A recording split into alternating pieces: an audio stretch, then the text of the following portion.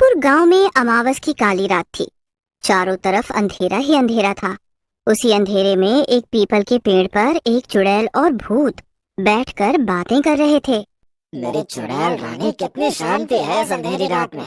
आज तो मजा ही आ रहा है, पीपल पर बैठकर तुझसे प्यार भरी बातें करके।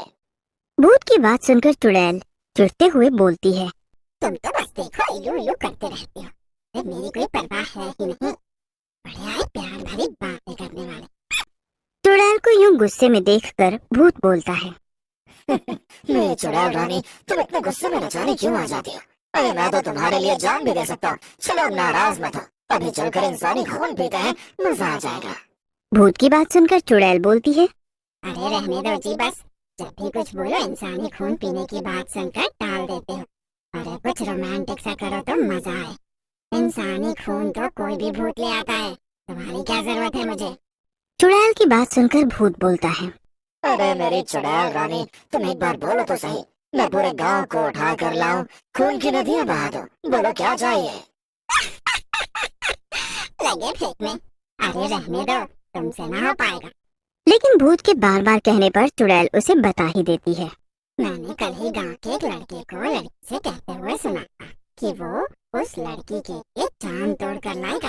अब मुझे वही चांद चाहिए। बस उस लड़की से पहले बोलो क्या कर सकते हो, या फिर बड़ी बड़ी बातें ही करनी आती है तुम्हें। अरे मेरी चुड़ैल रानी, तेरे लिए तो मैं सीने पर गोली खाकर मरा था। ये तो चांद तारे क्या चीज है। अब तो रुक, मैं अब जब तक चांद तोड़ कर नहीं लाता तब तक मैं तुझसे नहीं मिलूंगा। ऐसा कहकर भूत वहां से चला जाता है। चुड़ैल भूत के जाने के बाद सोच में पड़ जाती है और बोलती है, अरे ये मैंने क्या कह दिया। अब मेरे भूत का क्या होगा। कहीं ये पागल सच में चांद तोड़ने के चक्कर में न पड़ जाए। लेकिन अभी तो ये चला गया, इसे कहाँ ढूंढूं। ऐसा कहकर चुड़ैल भी वहां से चली जाती है। उधर शैतान वहां से निकलकर सीधा अपने दोस्त कल्लू शैतान के पास जाता है और बोलता है, अरे कल्लू भाई, मैं बहुत मुसीबत में पड़ गया हूँ, मेरी मदद करो। क्या हुआ मेरे गोरे शैतान, तू यूं क्यों घबरा रहा है? क्या हुआ, ऐसा क्यों घबरा रहा है जैसे तेरे पीछे कोई तांत्रिक पड़ गया हो? अरे भाई, मैं तेरे पास मदद को आया हूँ और तू मेरा मजाक बना रहा है। अरे मैंने अपनी चुड़ैल रानी को चांद तोड़ कर लाने का वादा किया है। अब तो ही बता मैं क्या करूँ। तेरा दिमाग तो सही जगह पर है ना गोरे। तुझे पता है वो चांद है, कोई आम का फल नहीं जो तोड़ कर ले आए। चांद तोड़ कर लाएंगे। कल्लू को यूं हंसते देख गोरा शैतान नाराज हो जाता है और वहां से जाने लगता है और जाते जाते कहता है, तेरे पास मेरे भाई मैं मदद के लिए आया था, लेकिन लगता तू मेरी मदद नहीं कर पाएगा। इसीलिए मैं अब ये काम अकेले ही करूंगा, क्योंकि मैं अपनी चुड़ैल को वादा करके आया हूँ। ऐसा कहकर गोरा शैतान वहां से चला जाता है और एक जंगल में जाकर अकेले बैठ जाता है। अब मैं क्या करूँ चुड़ैल रानी, कल्लू शैतान के आगे बड़ी बड़ी हाथ करा के हूँ, लेकिन अब इस चांद को चुराऊं कैसे। तभी गोरे शैतान की नजर एक चमगादड़ पर पड़ती है। गोरा शैतान चमगादड़ को पकड़ लेता है। चमगादड़ शैतान से कहता है, गोरा शैतान मुझे छोड़ दो, मुझे जाने दो। देख चमगादड़, मैं तुझे जिंदा छोड़ सकता हूँ, लेकिन मेरी एक शर्त है।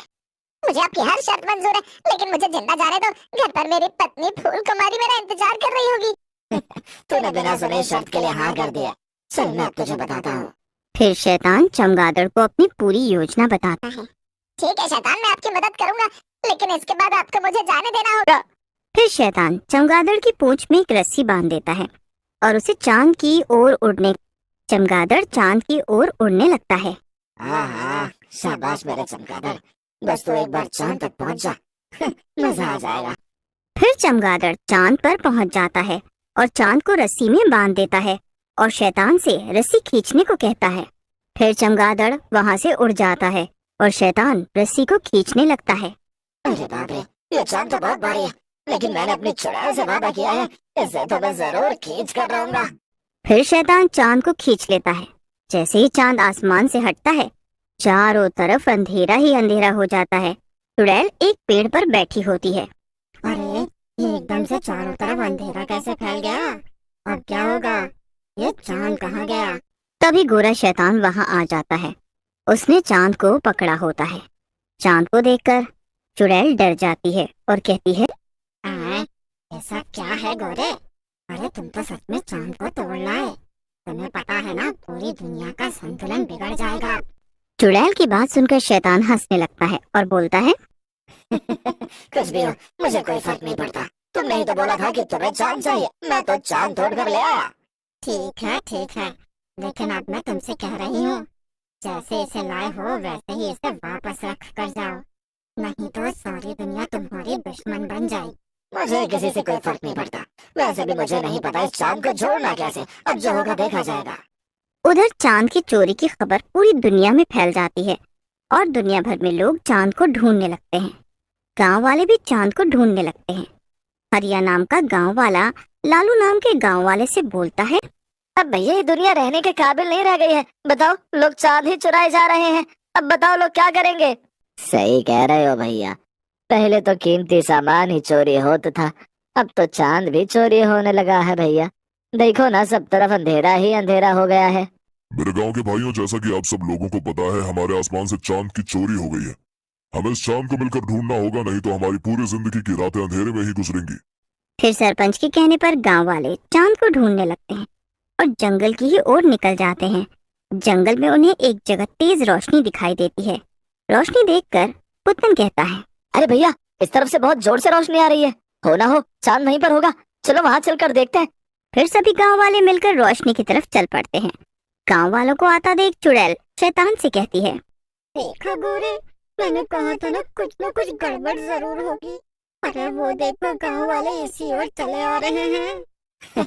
आने तो चुड़ैल रानी, भला तुम कब से इन इंसानों से डरने लगी? इनकी औकात नहीं है ये हमसे लड़ सके। इन सबको मार डालूंगा मैं। और गांव वाले भी वहां पहुंच जाते हैं। चांद जमीन पर रखा होता है, जिसे देखकर लालू कहता है, आहा, मिल गया चांद भाई। अरे चांद मिल गया, अब इसे दोबारा आसमान में रख देंगे। चांद तो मिल गया, लेकिन इसे दोबारा आसमान में कैसे रखेंगे? तभी उनके सामने शैतान और चुड़ैल आ जाते हैं। उन्हें देखकर सरपंच बोलते हैं, तो ये सब इन दोनों का किया धरा है। चांद को तो हम बाद में देखेंगे, पहले इनसे निपटते हैं। ऐसा कहकर गांव वाले लाठी भाले निकाल लेते हैं और गोरे शैतान को पीटने लगते हैं। ये देखकर चुड़ैल घबरा जाती है और बोलती है, सरपंच जी, गोरे को छोड़ दो, हम दोनों यहाँ से कहीं दूर चले जाएंगे और किसी भी इंसान को कोई तकलीफ नहीं पहुँचाएंगे। ये सब इसने मेरे कहने पर किया है। फिर चुड़ैल सरपंच जी को सब बता देती है, जिसे सुनकर सरपंच जी गांव के साधु बाबा को बुलाते हैं और उन्हें चांद को वापस आसमान में रखने को कहते हैं। जिसे सुनकर साधु बाबा कहते हैं, बेटा, चांद तो शिव जी का है, वो ही इसको वापस आसमान में रख सकते हैं। हमें मिलकर उनसे प्रार्थना करनी होगी। फिर सारे गांव वाले मिलकर भगवान शिव की प्रार्थना करने लगते हैं। तभी एक चमत्कार होता है। चांद हवा में उड़ने लगता है और उड़कर वापस अपनी जगह पर पहुंच जाता है। फिर सारे गांव वाले चुड़ैल और शैतान महादेव जी की जय बोलते हुए अपने अपने घर चले जाते हैं।